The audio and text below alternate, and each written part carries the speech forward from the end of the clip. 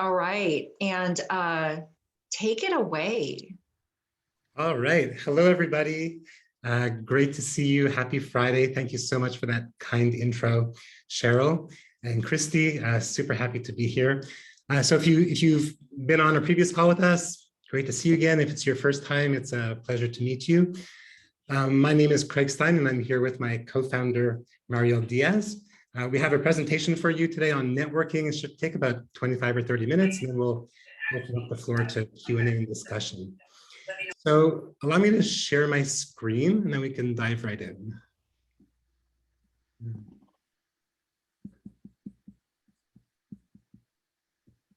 Can you see the screen here? Yes. Yeah, okay, so I'm gonna put that. You can still see that? It's good?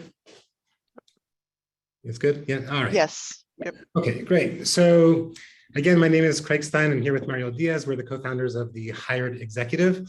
It's a very specialized, personalized 8-week program designed to fast track executives back into the workforce. We also work with retiring senior military who've spent approximately 20 years in the military, and now they want to build a civilian career. So we help them get an executive level position there. In terms of my background, I have an MBA in marketing and strategy. I helped run a marketing and branding agency for over 10 years. And the inspiration for this program comes from the fact that I myself have been in transition twice in my life. So the first time was back in 2003 when I had cancer. Thankfully, I'm now cancer-free. And the second time was a few years ago. I experienced layoffs with a startup that I was with. I was head of global partnerships, and they needed to go back and do additional R&D on their technology. So they let go of their sales and marketing department, and so I was in transition. So just no stranger to this world of trying to find the next great thing. Mariel? So my background is as a licensed therapist and attorney, and then I'm also an executive coach. And within our program, I do the initial strategy calls, and then I also do all of the clarity and mindset work within the program. Great. All right, so today we're going to talk through the 5-step process for executives to network more effectively. So on the call today, we're going to cover how to shift your mindset so you can get, I have a bar. Do you all see this bar? There we go. Now it's gone. So we're going to cover how to shift your mindset so you can get the most out of networking. We're going to talk about how to write LinkedIn connection requests, messages that get accepted and receive responses. We're going to talk about how to transform networking events from a waste of time into productive outings that lead to connections, introductions, and concrete follow-ups. I'm going to address how to broaden your concept of networking, so try to learn some unorthodox ways to connect with people, and also how to be proactive instead of reactive, so to engage just 15 minutes per day using a very simple but very effective system.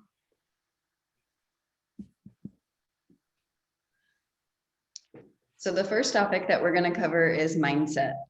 And one of the things that's really important to remember about mindset is that your mindset about anything in your life and in your career is what dictates your results.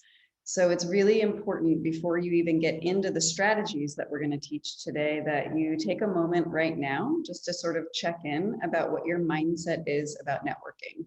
Many people love networking, and there's also many people that really dislike networking. And a lot of people have some beliefs that really get in their way of getting the best results from their networking efforts. So that's what we're going to talk through here in this first step. And it's really the solid mindset going into networking events, into any type of networking activity that will allow you to get what you want from those networking activities. So those of you who have seen us present here before, you're familiar with this lovely tool that I call the triangle. So this tool comes from cognitive behavioral therapy. In the interest of time, I'm not going to go through the deep dive of this triangle, but I have done that in previous sessions, which I believe are available in recording form for you all. With this presentation today, what I want to focus on is your beliefs about networking. So right now, before I even go into this, I want you to take a moment and I want you to check in with yourself. When you hear the word networking, what are your automatic thoughts? And if you can, if you have pen and paper, I want you to jot them down. I'm going to give you just a second to do that. You don't have to share them. I won't ask you to put them in the chat. Okay, so if you love networking, that's fantastic. What I'm teaching you here will allow you to get even better results. If you don't like networking, we're really going to have to work on up-leveling your beliefs. So even people who do enjoy networking, I have found over the course of the pandemic, as Christy mentioned, a lot of our networking events are now virtual. Even for people who love networking, oftentimes they will have negative beliefs about virtual networking, right? So I've heard a lot of things from our clients and from people on the discovery calls that we do, things like, well, networking over Zoom isn't effective. And that is simply not true. Right. So what I want you to know about your beliefs is that they operate in the background to such an extent that you don't even really realize that these are your beliefs. So we know we're dealing with beliefs when we're saying things like, well, that's just the way it is, or this is just a fact of life or a fact of the situation. That's where we really want to lean in with curiosity. So as it relates to networking, if you can use this tool here in a very specific way. So let's say a colleague or a connection on LinkedIn invites you to a networking event. In this line here that you see where it says situation, what you would do is write, Craig invited me to a networking event on Friday. Okay, great. Then you want to look at what are your automatic thoughts about being invited to that event. If you're excited about the event, that's great, right? I can't wait to go. Feeling excited, action, follow up with Craig to get the details where to go. Then you don't need to play with this tool too much farther. But for those of you who feel worry, anxiety, discomfort when you get invited to networking events, even if you know you quote unquote need to go, this is where this tool will be very beneficial for you. A lot of times the thoughts that we have about networking are actually related to the thoughts that we have generally speaking about socializing. For people who are more extroverted, they tend to get more excited about networking events. For people who are more introverted, oftentimes they will dread networking events. They know they need to do it, but they don't really want to. So my invitation to you is to create a belief that supports the result that you want to get. So if you want better results from networking, we need to have a really solid, helpful belief that will allow you to get those good results and to go into a networking event with a positive attitude. So this is a tool that you can pull out after this presentation, and you can use it if you notice there's any worry, doubt, or fear coming up around networking activities, or even just a negative mindset saying something like, oh, well, I probably wouldn't get anything out of that because it's on Zoom, therefore I'm not going to go, right? So you want to make sure that you are really up-leveling the beliefs to be able to get the results. And one belief that I had to create for myself around networking early on, I am very introverted. I love connecting with people, but I don't like superficial small talk. It's really not for me. I don't enjoy it. And one belief that I created for myself that I'm going to share with you in case anybody wants to borrow it is networking is a wonderful way to meet new people and make new friendships. As Craig is going to teach you here in just a moment, networking isn't about being salesy. It's not about being superficial. It's about forming genuine, authentic relationships. And as introverts, we tend to like to connect at a deeper level. So if you can make your beliefs correspond with the outcomes that you want, that's how you're going to be able to really capitalize on what Craig is going to teach you. Great. All right, so the largest business networking community is LinkedIn. So it's not the only place that we should be focusing our attention for networking, but it's certainly one that you don't want to discard. So in order to have communication on LinkedIn, you need to be first degree contact. So you have to be able to send out a request to connect. In that process, you're given the option of adding a note. You don't have to, but the option is there. Our recommendation is to add a note. It doesn't have to be long, just short and sweet, and just shows that someone's taken a little bit of initiative as opposed to just clicking on a button. So and I'm going to go through some examples of what we recommend in terms of what that note could be, but I always recommend putting a note in. Doesn't mean that you're not going to be accepted if you don't, but the recommendation is to do it. So LinkedIn Connect request messages don'ts. As you're going to learn in a minute, it's really our recommendation is not to, even if the ultimate goal is to try to further your cause in some way, shape, or form, at the very outset, you just don't want to be overly salesy and overly asking big requests right off the bat. So these are 3 screenshots from requests that I've received. Hey, Craig, I'm an M&A associate at Inflection Brands, a sell-side investment bank representing the owners in the sale of an FDA-registered premium e-commerce brand with 69% EBITDA margins. I would appreciate the opportunity to connect and discuss the opportunity. Whoa, that's such a mouthful. I mean, I'm being overwhelmed with, this guy wants a whole lot from me right away.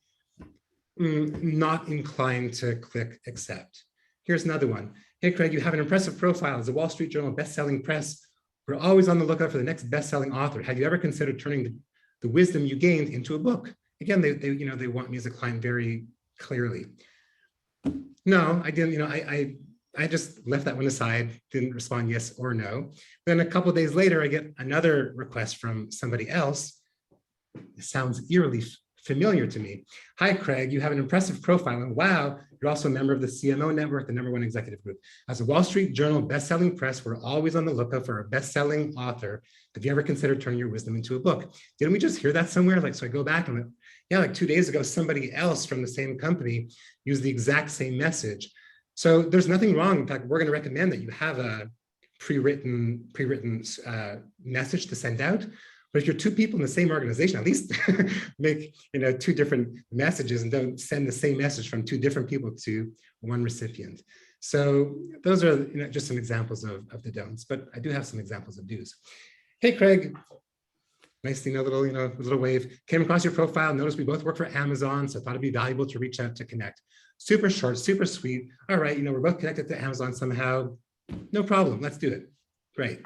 Hello, I am Debbie DeLapo's sister. I live in Hawaii with my husband and 2 daughters, trying to build my connection and network to a wider range of professionals like you. Look forward to hearing from you. Hope you have a great week. Super friendly, super sweet. She wants to build out her network. We all do. I feel empathetic. Okay, great. I'm going to click and say, of course. And then just a couple of days ago, Craig, looking forward to PRG's Friday coffee chat on June 3rd. Wow, I can't believe we're in June. In the spirit of LinkedIn and networking, let's connect. That was Alexandra Pentazis. Of course I'm going to say yes. I mean, that was such a nice surprise and nice message to get. So you see here, like there are very, very different spirits of the spirit of the request is dramatically different, right? So all of these were sort of inclined to say, yes, of course. This person seems nice, let's do it. All right, and my very, very favorite, the hello, my dear email or request that I got. Hello, my dear Craig. This is Annie from China. We are suppliers of baby towels, baby bedding. We hope we can become your supplier. Welcome to our collect catalog. Look, anybody who reaches out to me and says, hello, my dear Craig, I'm going to say yes. So that's just, and one out of the blue. I have not used this, I have not used this as an outreach, but it did work for me coming this way. So those are some messages that worked well. Here's a template for you guys. This has worked extraordinarily well. So the spirit of this is, it's a little bit generic, it's a little bit bland, it's just very, very unoffensive. And I have about a 70 to 75% acceptance rate on this very message. So feel free to take it and use it. We say, hi, first name. I'd like to keep up with any updates you may share. Therefore, I'm requesting a connect. Thanks, Craig. So the focus is on them. Oh, you might, we're saying, I'm interested in what you have to say or think or do, what you're up to. And we're not asking any big request of them. And we're saying, I'd like to connect. And 75% of people say, don't say it, 75% of people accept. If you want to personalize it a little bit more, because you have the 300 characters, you can add in there, if you have several mutual connections, you can say, hey, first name, I noticed that we have several mutual connections. And because LinkedIn shows that, you either have 5 or 10 or 15 or 100 mutual connections. So that's a familiarity touch point. And so that's a nice thing to add if that's the case. Just throw that in there. Hi, first name. I see we have several mutual connections. Or you can say, I see we have 5 mutual connections. And then just add the rest. I like to keep up with any updates you may share there if I'm requesting a connect. Almost guarantee you they're going to say yes. And by the way, this deck is going to be sent out to everybody or made available to everybody, so you don't have to mark everything down here. It'll be sent to you. Another angle to add is tell the person how you know them. Hey, hey Mike, it was great meeting you at the lunch event on Tuesday, or great meeting you at this X event, last week. I'd like to keep up with any updates you may share there if I'm requesting a connect. I guarantee you they're gonna say yes. Or if you know that you guys have a common connection point, whether it's, hey Mike, you can see in their bio that they went to Ohio State University, they went to your university, they come from your city where you're both from Montreal or New York or San Francisco, or just some sort of common point. You can just add that in there and then follow it up with the rest of the message, and it works wonders. It really does. All right, so now we're going to talk about how to transform networking events from a waste of time into productive outings that lead to connections, introductions, and concrete follow-ups. So Dale Carnegie, who wrote How to Win Friends and Influence People, wrote, you could be more successful in 2 months by becoming really interested in other people's success than you can in 2 years trying to get other people interested in your own success.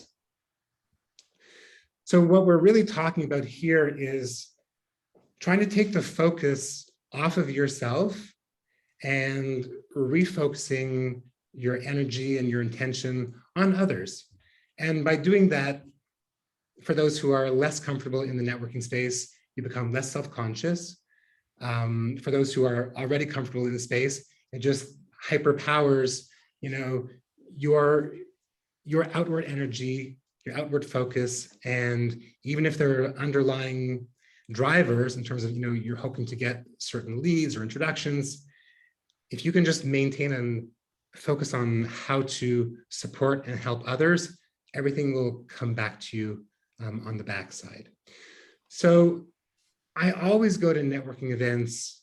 And by the way, when Mariel and I are talking about networking events, it doesn't need to be a formal event like, oh, Tuesday night, I'm going to this, quote unquote networking event at this particular location. It's like any location where you're able to engage with people and quote unquote network is really a networking event. Yes, it can be a formal one, but it doesn't have to be. So just keep that in mind as we're going through these slides. So I always have in the back of my mind this image, always. It's super, super simple, but I find it to be really, really effective. So it starts with a white towel. So that's the first piece. This white towel can be put in a couple of places. If you put it around a baby's neck, all of a sudden you have a bib, right? And what does a baby do? A baby is all about, give me, give me, give me, give me, give me, give me, give me. And it's because it needs to be cared for. So it needs to be fed, it needs to be burped, it needs to be changed, but it's always about give me, give me, give me. If you take that same white towel, take it off the baby, put it around your wrist, all of a sudden you're in waiter mode where you're serving, serving, serving. And in the world of networking, the more we serve, the more we can be outwardly focused, the more value we can provide to people, the more that's going to come back our way. So I always have this image in my head. And if I catch myself, uh-oh, I'm in baby mode, I just just do the quick switch in my head and make sure that I'm mentally putting that white towel around my wrist and entering into waiter mode. So when we're in waiter mode, what are we doing? How are we operating? Social currency, how can you help people in various areas? We found that there are 4 main areas that almost everybody would welcome support in.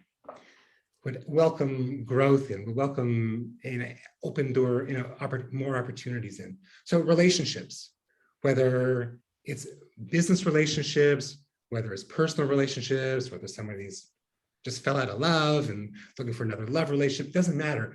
People are always looking for relationships. Professional growth, people are always wanting to grow their career, change their career, do something with their career. No one wants to be stagnant. So if you can help somebody on the professional growth track, that provides you with a ton of social currency. People, for the most part, want to make more money, have more money, do something more with their money. So if you can help people be either grow their money, be more wise with their money, invest their money better, if you can help people on the money front, that's a huge element of social currency that you have in your back pocket. And the fourth one is health and wellness, whether it's for the person you're talking to, whether it's for their parents, whether it's for their kid. I mean, everybody knows someone or is connected to someone who's got some sort of health and wellness challenge, right? So if you take a look at these 4 buckets, if you can focus your attention on, all right, these are the 4 buckets. We know that universally, people would love to, to be supported in these areas.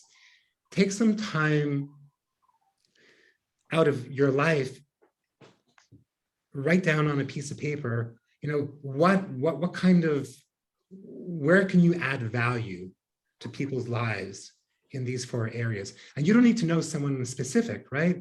It's just like, you have them in your back pocket. And then as opportunities come up, you're like, oh, okay, I'm going to pull this one out of my back pocket. Or, oh, I'm going to pull that one out of my back pocket. But if you can walk around with these, filled in your back pocket, they're going to pay dividends time and time again. So we hear people coming through our program, people are challenged or stuck with, conversation starters. Not everybody, but some people are. So we just wanted to share a few that have worked really well. Everybody universally likes to be complimented. Someone just said, hello, my dear Craig. I mean, I thought that was a compliment, So accepted their request. So if you can compliment somebody, you're automatically going to open their heart, build rapport. They're going to be open to communicating with you. And you can compliment somebody about anything. Oh my God, you look great, or you love their tie, you love something that they're wearing, or a piece of jewelry, or whatever. Just there are 1,000 things that you can compliment somebody on. But if you can just find the mindset to do it, it's going to fast track the opening of their heart and your conversations. If you happen to be somewhere where somebody's speaking, be a great thing to mark down, 1 or 2 things that they said, or take note of 1 or 2 things that they said that really resonated with you, and compliment them on it. Everybody who's speaking likes to be complimented on on the thoughts they're sharing and the lessons they're sharing. So if you can compliment somebody, that would be great. On what they're saying, that'd be great. Finding a personal point of reference. Again, we mentioned this earlier, but if you happen to know that somebody went to your alma mater, or like yesterday I was walking my dog and I saw there's a bumper sticker on the back of someone's car that said Ohio State University. I went to the Ohio State University. As I'm walking by, the door opens and I was like, hello, fellow Buckeye. And the lady was like, hello, Buckeye. And there was this immediate rapport because we had this personal point of common reference. And if you can make someone smile or laugh early on, it just breaks the ice and people just want to continue engaging and speaking with you. There's this thing called the Duchenne smile, where you smile and there's like crow feet near your eyes. If you can get somebody to smile enough that there's actually crow feet, you're doing a really great job. So making someone smile breaks down the barriers and creates rapport. Here are a couple of 2 really good questions to ask. Hey, have you met any interesting people tonight? Or have you met interesting people? It doesn't have to be tonight, but whenever the time is. The really great thing about this is if you happen to be at an event where there may be hundreds of people, there's no way in the world that you can meet everybody. You're going to be meeting a tiny fraction of those people, but you can compound the knowledge of who's there at an event by asking somebody who you are talking to, who you are learning about, if they've met anybody else who's of interest at the event. That way, you won't be meeting everybody, but you'll be meeting more people than you will have the capacity to meet. I have a pretty interesting example. I was at the International Franchise Association event that was held here in Southern California a few months ago.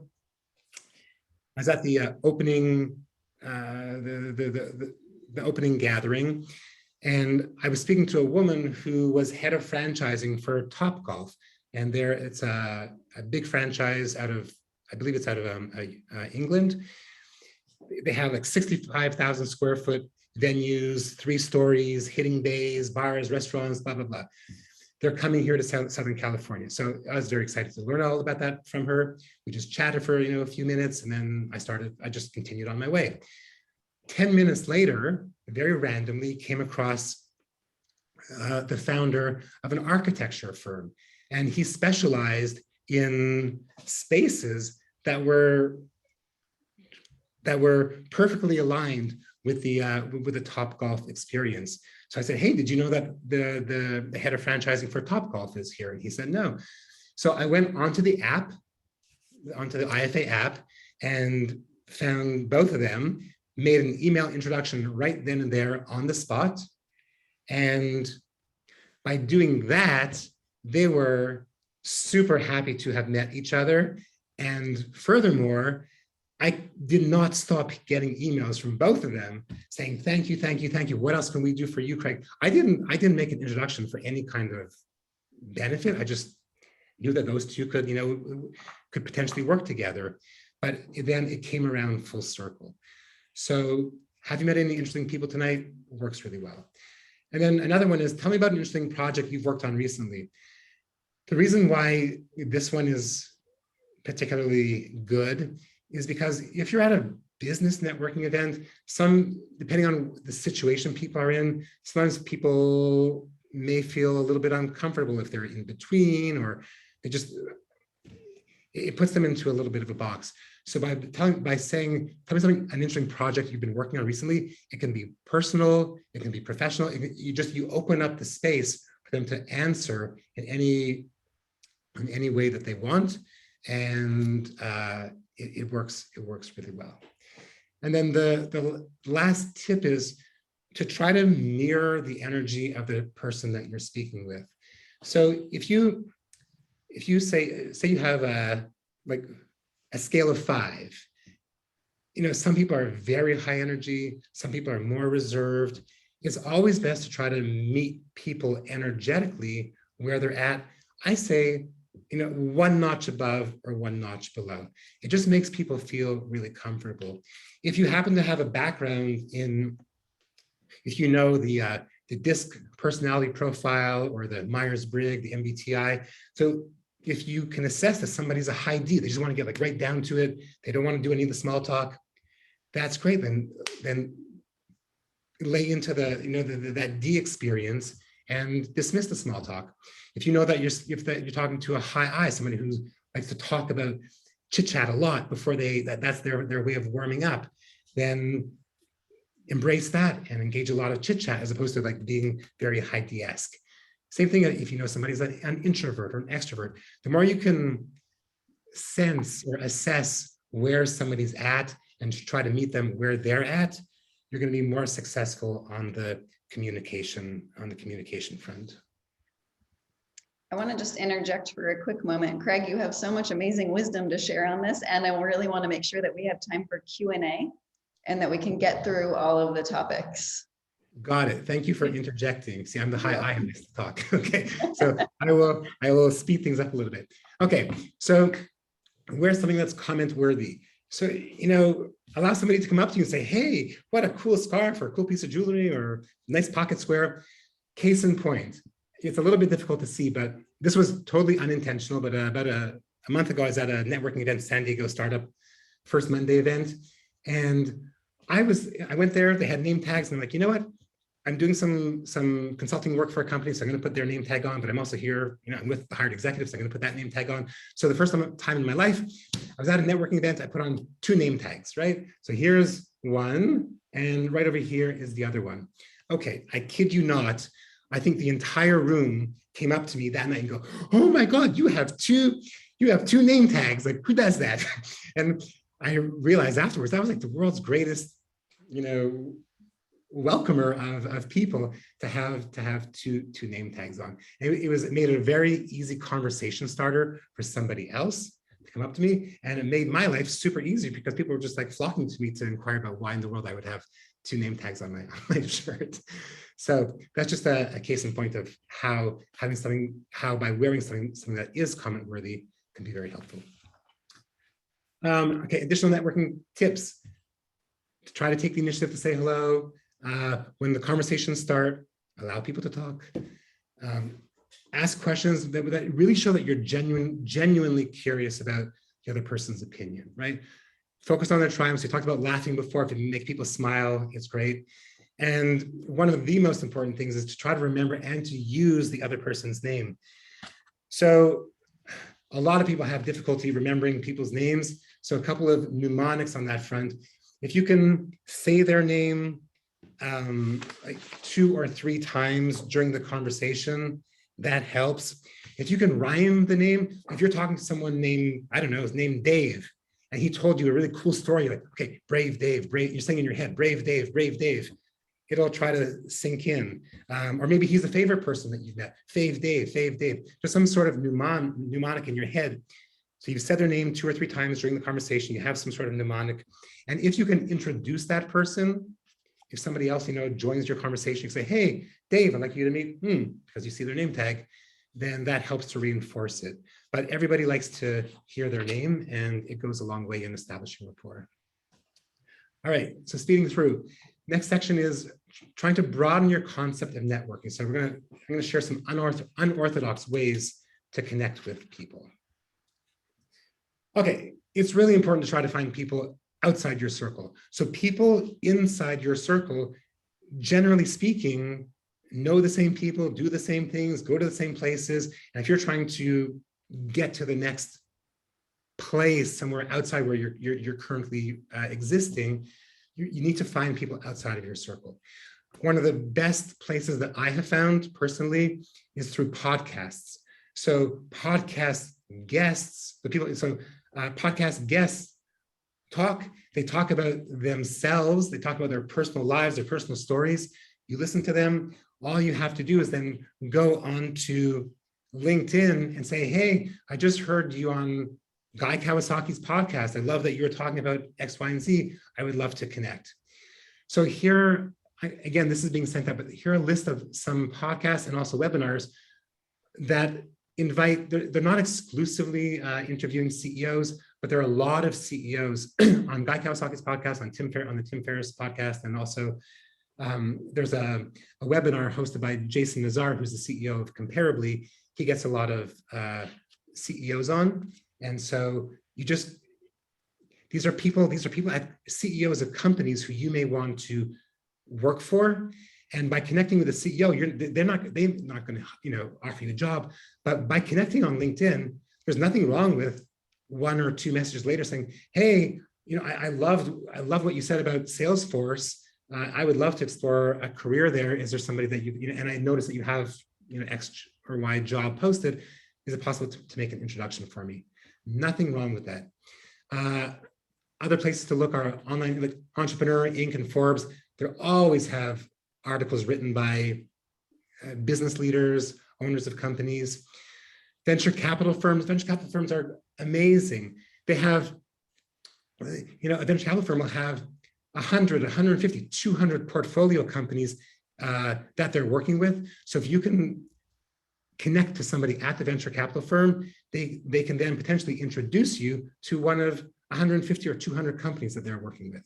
And the last one is everyday social interactions. Like even if you're at the I don't know, the farmers market, on Wednesdays in Carlsbad or wherever, there are always opportunities to take advantage of people who are growing businesses, who have relationships, who are out of your world, out of your sphere, who can make introductions for you. But just to share a couple of personal examples, through this podcast methodology that I've shared, I've been able to connect and talk to Robert Rosenberg, who's the CEO of Dunkin' Donuts, Aman Bhutani, who's the CEO of GoDaddy, Jim Weber, who's the CEO of Brooks, Keith Ferrazzi, who's the famous author of Never Eat Alone. He was also the former CMO of Deloitte. So it really works. And it's a way to fast track yourself into a world that you aren't currently a part of. The next recommendation is to build relationships with super connectors.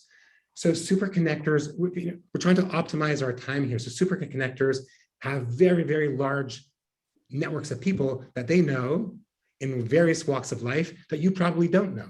And so if you can connect with one super connector, all of a sudden you then have the potential opportunity of connecting with everybody else in their network.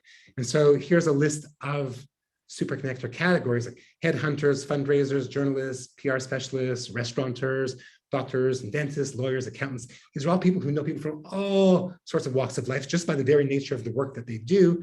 And if you can connect to them and let them know, who you're wanting to connect with, they can easily make an introduction. Case in point, Craig and Craig's dentist. So my dentist, I'm a musician. I played drums my whole life. My dentist happens to be a guitar player. He has like $10,000 guitars framed all over his office. So I said, hey, we should jam sometime because I want to connect with a super connector. I tried that on 2 or 3 occasions. He never invited me to jam. So I was like, okay, I'm going to try another tack now. I found out that he loves recumbent bicycles. And I'm a super passionate cyclist. So I said, hey, I didn't remind him that he didn't invite me to jam. I said, hey, would you like to go cycling sometime? I've never been on a recumbent bicycle. He's like, you haven't? Oh my God, I have like 4 of them. And this went on and on about, all his collection. I said, okay, well, let me try one of your collection. And so we did. And so I went cycling with my dentist. I know nothing about his world, but he's been able to open up all sorts of doors for me from his world that just as a result of him being a super connector. So it works. Look at that list, see who you can identify in that list, and try to build some relationships with super connectors. So we're almost done here. So one of the last few things here is, remember, an event is just the start, right? It's all in the follow-up. Case in point, Guy Kawasaki, I don't know if you're familiar with him. He's a Silicon Valley icon. He wrote The Art of the Start. He wrote 15 books. He's, he's esteemed as one of the top 10 business minds of our century. He spoke at where I was getting my MBA like 17 years ago. He did this amazing speech. There were thousands of people there. During the speech, he said that he loves hockey. I'm a hockey player. So I ran up to him afterwards as he was being ushered out. I said, hey, Guy, I'm a hockey player. I'm from Canada. I love a business card. He's like, I give out 1,000 of these. I give out over 1,000 of these a year. No one ever follows up. I said, you'll hear from me tomorrow morning. I followed up with him the next morning. I swear to God, that was 17 years ago. We probably have 2 to 3 emails going back and forth per week over 17 years. We played hockey together in Minnesota. He invites me up surfing in Santa Cruz. And so this was all because I was one of the 1,000 that decided to follow up with Guy Kawasaki the next day. So it's all in the follow-up, right? It doesn't make sense to go to these, to put yourself out there, put all this energy and input into trying to move to get those dominoes to fall over if you don't take the necessary steps. Okay, last thing, be proactive instead of reactive. Engage just 15 minutes per day using a simple yet effective system. I reckon, so networking is, it's a lifestyle. It's a way of life and a lifestyle. And if you can be organized at it, it's going to pay huge dividends throughout your life. So my recommendation to everybody is to get yourself a CRM. HubSpot has a free CRM. You can log in free and just document everything in that CRM as it pertains to networking. So you can keep yourself super organized. So you can tag people in different categories. Like you met them at a networking event, or they're a work colleague. I know them from playing hockey or baseball, or they're a service provider. They helped me with my IT. They went to my they're my alma mater. They went to Harvard or Ohio State or whatever school you went to. They're a friend or a family member. When was the last date of catch up? where are they located, and all this is being sent out to you. So you have this list of people, this list of information about these people, and like following up with Guy Kawasaki, if you do just 3 outreaches per day, you just commit, okay, from here on forward, I'm doing 3 outreaches per day. Once you have it all organized, it's like compound interest. It's gonna come back to you in spades. So our recommendation is to get a CRM and like HubSpot and to do this. And also the task would be if you can research new events and calendar doing 2 to 4 events per month, that would be great. And the most important things about the CRM is to keep the notes current.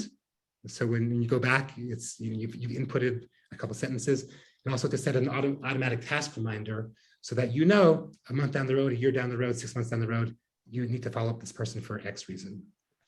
And then to recap, you can read this because I know we're short on time. And so I'll hand it over to Mariel. So as a gift for all of you today for being here, we'd like to offer you a complimentary strategy call. And on the call, we'll help you to answer any questions that you may have about this topic. And for those of you that are interested in learning a little bit more about what we do at the Hired Executive, we'd be happy to chat with you about that as well. And right now, what we'd like to do is just open it up for Q&A. All right. Thank you both. So we don't have any questions in the chat yet, but I'm sure we will. Mariel, I want to point out what you said at the beginning, to level up our beliefs. If we have a belief that networking is not fun, and I would say I'm one of those people that, networking events are just not my thing. And it's interesting to think, okay, I don't have to necessarily like can that belief, but to level up my belief that, because I do love to connect with people, but the whole thought of a networking event, in fact, I'll even go so far virtually now when I know that they're gonna, on a virtual event, if they're gonna put people in breakout sessions, I just won't attend. What do you think about that? So I'm really curious to know, what is your thought about the breakout session? I just feel like many people are superficial, and I'm not interested in that. Mm-hmm. Yeah, so I relate to that personally quite a bit. So one thing that I have found to be really effective is if there's resistance to going to a networking event because there's going to be breakout rooms and you don't feel like just going through the motions, when you go into the breakout room, take the lead. There's always that moment when you go into a breakout room where everyone's kind of looking at each other on the Zoom screen, wondering who's going to talk first. So I discovered this actually by accident. I have the same sort of feeling about these networking events in the breakout rooms. And one thing that has worked really wonderfully for me is just speak first and lead the conversation in a much more connected way. Ask people deeper questions. I have found that when I do that, almost everyone will follow suit. Many people will actually be relieved, because I think a lot of people feel that way about the breakout rooms. That's interesting. That's a great suggestion. Okay, we have some questions. Devon asks, any tips on connecting with existing LinkedIn contacts after a long time without sounding needy?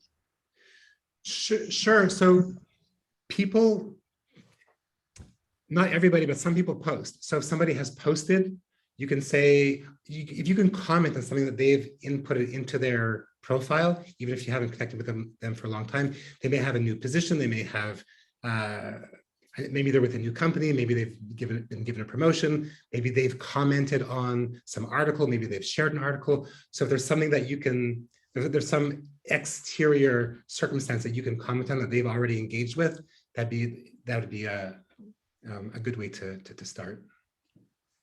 I think so as well.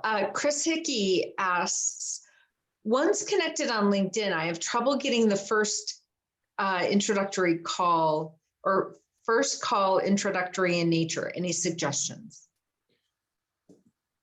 I would need a little bit more background in terms of. Chris, go ahead and take yourself off mute. Yeah, so I have a lot of success connecting with people initially and asking them to connect. And usually I'm connecting with somebody because I want to ask them about the company they work for or with. Yeah. And then I'll ask them, oh, thank you for connecting with me. Can we jump on a call for 15 minutes? I'd like to just get a little background on your organization, learn a little bit more about your new organization. Usually because I'm interested in either working with that organization in some way or working in that industry in some way. And I usually don't get a response. So a couple things. I know this sounds really weird, but to a lot of people, 15 minutes actually seems like a lot of time. I know it's crazy, but it's true. So if you're using that 15-minute number, you have like 2 to 3 minutes is what I normally say. You have to just let 2 to 3 minutes to hop on, or 5 minutes, 4 to 5 minutes to hop on a quick call, so I can learn a little bit more. If they're still not responding, there's nothing stopping you from, now that you're connected with them, to finding somebody else in their organization that they're connected to, and say, hey, I see that you're connected to this person that is no longer responding to you. Hey, just want to connect. And so you try the same thing, but with somebody else, and you might have better luck there. So it's there's no guarantee that people are going to respond to you, but if they're if they're not, just minimize the time frame of the request. Maybe you can try to learn a little bit of information from them through, instead of going right to, hey, can we hop on a call? Just ask them send a one-liner or two-liner. Hey, what's it like working at this company? How's whatever area you're interested in, what's the culture like, whatever. Allow them to respond back and forth once or twice, just by messaging in their own time, in their own space. And by doing that, you're actually building rapport with them, and they'll be more inclined after 2 or 3 going back and forth to then, oh yeah, sure, you want 4 minutes, 5 minutes, no problem, let's do that. Mariel, do you want to add anything? Yeah, I would say keep the connection going a little bit longer over message first. I think jumping straight to a call can feel abrupt to people. And I think it also triggers this thought process in people of, what do you want from me? It feels like moving too quickly. Also ask pointed questions. We've all received a question. One common question I get on LinkedIn from people is, oh, how did you go from being an attorney and a therapist to an executive coach? I love talking about that. I do not love receiving that question on LinkedIn because it's a long story.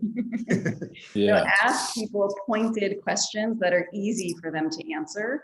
Keep that conversation going on for a few messages and then make the request for a call. Those are great suggestions, and this has been a really great session. Thank you. Good. Another question. Any suggestion on following up on a resume submittal with talent acquisition on LinkedIn? Is it a good idea? Use the same strategy as a general connection? How not to make the request to review resumes so dry? So on LinkedIn, sometimes you'll know who is posting the job. Usually, sometimes it's HR, sometimes it's the hiring manager. So there's nothing, I highly encourage, if if you can identify the person who's associated with this job, first, I would mark their name down, submit, and then follow up with that person, just saying, hey, just wanting to let you know, I was excited to submit my resume and cover letter, and then assume the sale. I look forward to discussing this with you further. Boom, leave it like that. Sometimes they'll write back and say, sometimes you won't hear from them. Sometimes they'll say, oh, thank you very much. Or sometimes they'll, engage you a little bit more. But for sure, there's nothing wrong with, and I encourage you to follow up. If you have a point person, if it's an HR person, sometimes I'll say, I just letting you know that I submitted my resume and cover letter. Just was wondering who the the hiring manager is. See if they'll let, there's nothing wrong. There's nothing wrong in asking, and sometimes you'll get that information. Well, you guys have really given us a lot to think about. Craig, when you said open up their hearts, and I loved it, because that's my secret weapon to connecting is I want to touch someone's heart. And when you touch their heart, then you have a connection. But when you try to reach their brain, it's not the same. And so it's focused on that heart to heart connection. So I think that that was a really, really great, great suggestion. And then the other one was remember names. You know, remembering names is probably the most important when you're trying to connect with somebody, because if you don't remember their name, then, you know, it just, whatever heart-to-heart connection you've developed just completely gets severed. And then you had said it's all in the follow-up.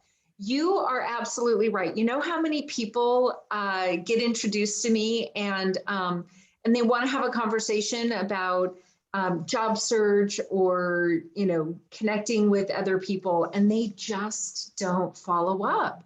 And for somebody who's willing to connect with somebody, and when somebody doesn't follow up, it's like, wow, I mean, how you're losing an opportunity and you never know where that's going to go. So follow up is really, really important. So you guys have come up with some great suggestions, and the CRM tool.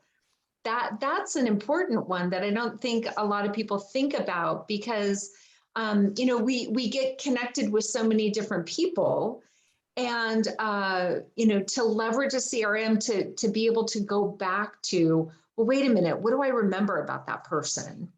And, you know, what are the next steps? What are the follow-ups? And, you know, some people have created elaborate spreadsheets, but I think your CRM suggestion, Craig, was really, really great.